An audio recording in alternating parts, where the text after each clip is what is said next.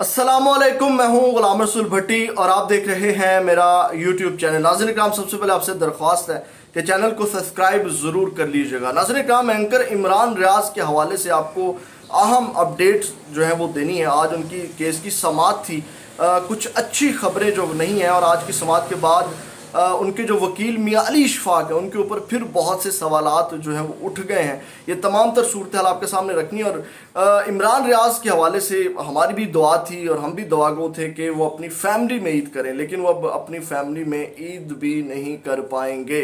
इसकी तफसीलात आपके सामने रखनी है। लेकिन आज एक और अहम समाअत थी। आपको पता है कि फ़ौजी अदालतों में ट्रायल के खिलाफ जो दरख्वास्तें चल रही हैं उसका अहवाल भी आपके सामने रख देते हैं और भी अहम खबरें हैं। मियां नवाज शरीफ को वापसी का जो प्लान है वो मुकम्मल तैयार कर लिया गया है। वो प्लान भी आपके साथ शेयर करना है। सबसे पहले नाज़रीन इकराम, इमरान रियाज के हवाले से उनकी तफसीलात सामने रखने से पहले और जो अहम खबरें वो आपके सामने रख दें। फ़ौजी अदालतों में जो ट्रायल के खिलाफ दरख्वास्तें चल रही हैं वो आज फिर बेंच जो टूट गया। 7 रुकनी बेंच जो है अब वो 6 रुकनी बेंच रह गया और जस्टिस मंसूर अली शाह जो है वो बेंच से अलग हो गए। उनके ऊपर आज हुकूमत की जानिब से एतराज़ उठाया गया। जब समाअत का आगाज़ किया गया तो जो अटॉर्नी जनरल हैं वो रोस्टम पर आए। उन्होंने हुकूमत की जानिब से जस्टिस मंसूर अली शाह के ऊपर एतराज़ उठाया कि दरख्वास्त गुजार जो है जी साबिक चीफ जस्टिस जो जवाद एस ख्वाजा जो हैं वो उनके रिश्तेदार हैं, जिसकी वजह से हुकूमत को इसके ऊपर एतराज़ है। और आपको पता है कि फिर वो जनाब अब इसमें होता है कि जनाब इनको कोई रिलीफ दिया जाएगा, इस तरह की बातें। तो उन्होंने जो है वो अब वो अलहदा हो गए। लेकिन जब पहले दिन बेंच टूटा था, पहले दिन समाअत हुई थी, तो उस वक्त जस्टिस मंसूर अली शाह ने कहा था कि दरख्वास्त गुजारों में से मेरा रिश्तेदार है। आज अगर किसी को एतराज़ है तो वो बता दें, और अगर कल को किसी ने एतराज़ किया तो मैं फिर बेंच से अलग नहीं होऊंगा। लेकिन वो बेंच से अलग हो गए और अब जो बाकी 6 जजेस हैं अब वो जो है इस केस की समाअत करेंगे। और बाकी में आपको पता है कि चीफ जस्टिस उमर अता बंदयाल समेत तो Justice Ejazul Ahsan, Justice Munib Akhtar, Justice Yahya Afridi और जस्टिस सैयद मुज़ाहिर अली अकबर नकवी और जस्टिस आयशा मलिक जो हैं वो इस बेंच में अब शामिल हैं।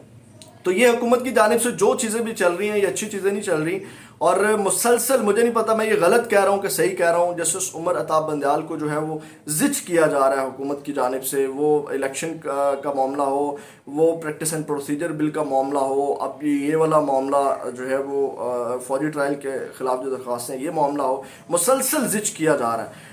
मेरा ख्याल है कि कोई अच्छी रवायत नहीं कायम की जा रही और इसके अब अगर अभी हमने इस्लाह ना की इस हवाले से तो हमें इसके बुरे नताइज जो आगे जाकर भुगतने पड़ेंगे। और मेरा ख्याल है इसके ऊपर हमें अपनी इस्लाह करने की ज़रूरत है। जजेस और आला अदलिया के और सुप्रीम कोर्ट के जजेस के दरमियान ये जो मामला चल रहा है। और दूसरी जानिब ये भी खबर है कि जस्टिस उमर अता बंदयाल के अलावा जो बाकी जजेस हैं उनको मैनेज भी कर लिया गया है। ये भी एक इत्तला है, खबर है जो मैं आपके सामने शेयर कर रहा हूँ। नाज़रीन काम, एक तो ये अहम खबर थी। दूसरी जानिब नवाज शरीफ के हवाले से, वतन वापसी के हवाले से जो प्लान है वो आपके सामने रख देते हैं। होगा क्या जी जो प्लान, आपको पता है कि कल मैंने खबर दी थी कि उनकी जो कानूनी टीम है वो तश्कील दे दी गई है और मुशावरत जारी है।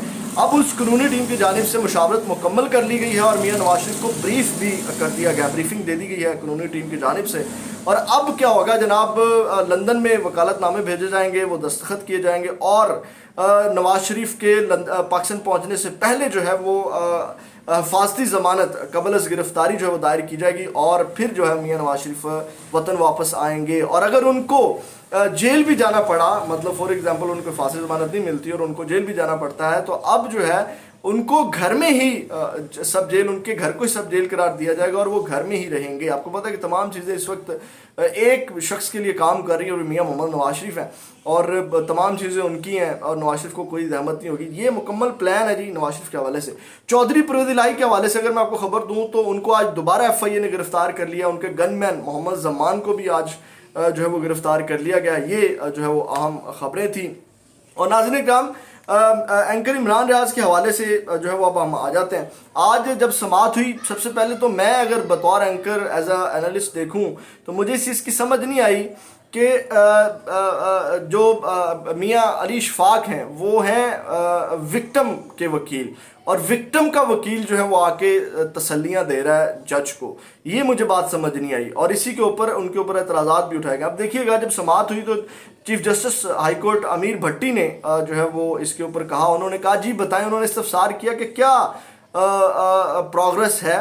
तो मियां अली इशफाक अब कह रहे हैं چاہیے تو تھا وہ جو ورکنگ گروپ ہے, جو ادارے ہیں جن کے ذمہ یہ ڈیوٹی ہے, وہ آ کر کے یہ باتیں کرتے, لیکن وکٹم کے وکیل یہ باتیں کر رہے ہیں. یہ چیز کچھ سمجھ سے باہر ہے, یہ ایک بہت بڑا سوال ہے.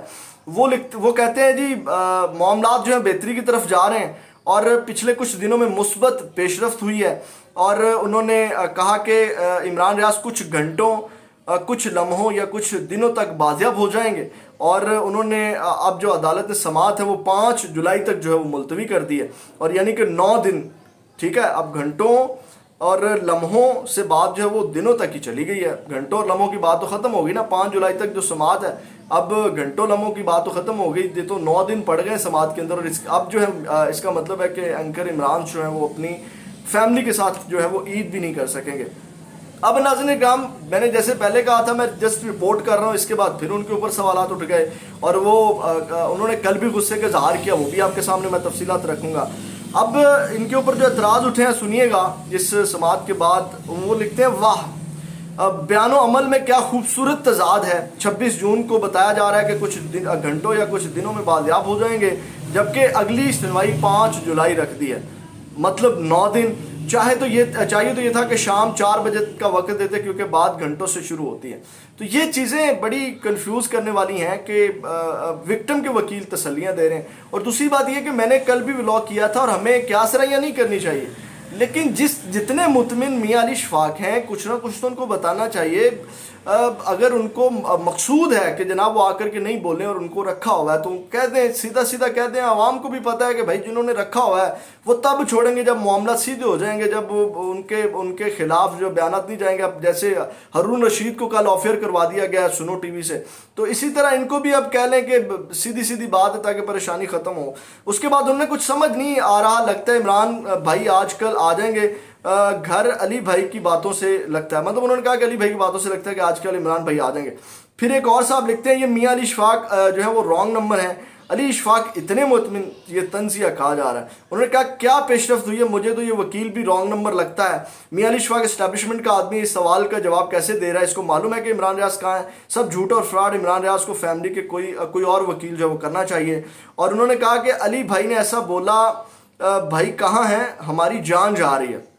اس کے بعد انہوں نے کہا وکیل کی باتیں حوصلہ افزا ہیں, وکیل صاحب کو چاہیے کہ عمران ریاض کے چاہنے والوں کو بھی وہی اعتماد اور یقین دلائیں جس یقین کے تحت وہ مطمئن اور پر امید ہیں. اور میاں علی اشفاق کا حکومت اور اداروں سے, انہوں نے اب ایک اور ان کے اوپر اعتراض ہے, انہوں نے کہا میاں علی اشفاق کا حکومت اور اداروں سے معاہدہ ہو گیا ہے, ایک شرط کی بنا پر معاہدہ پبلک نہیں کیا جا سکتا. اب یہ پتہ نہیں وہ کون سی شرط ہے. تو یہ ناظرین کرام جو ہے ان کے حوالے سے آج پھر جو ہے سوالات اٹھ گئے ہیں میاں علی اشفاق کے اوپر. کل ایک شخص ٹویٹ کرتے ہیں, وقت کم ہے, میں اس کے اوپر بھی بات کرتا, جس کے اوپر میاں علی اشفاق نے بڑا غصے کا اظہار کیا. جیسے میں نے کل بھی کہا تھا وہ لمبی بات ہو جائے گی, میں آپ کے ساتھ پھر اگلے ولاگ میں یہ چیزیں ڈسکس کروں گا. اپنا بہت زیادہ خیال رکھیے گا. اللہ نگہبان.